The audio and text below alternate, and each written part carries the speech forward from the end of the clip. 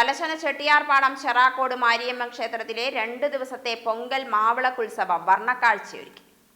തിങ്കളാഴ്ച ഉച്ചയ്ക്ക് 12-ന് കൊടിമുള നാട്ടിൽ നടന്നു. തുടർന്ന് തെമ്പള്ളം മന്നത്ത ചെട്ടിയാർപാടം ദേശം വക തായമ്പക നടന്നു.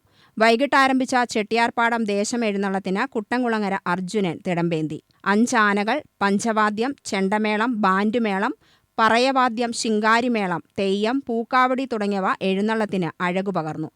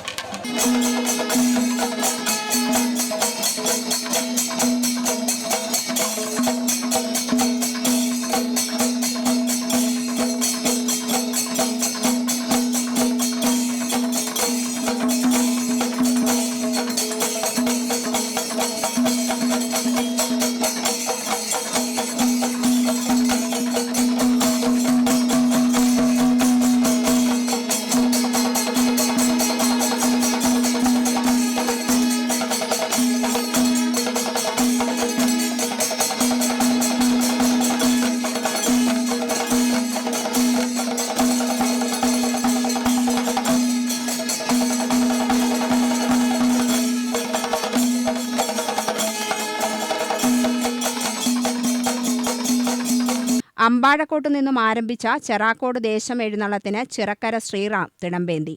3 ആനകൾ, ചെണ്ടമേളം, ബാൻഡുമേളം, ശിങ്കാരിമേളം, വിവിധ വേഷങ്ങൾ തുടങ്ങിയവ അണിനിരന്നു.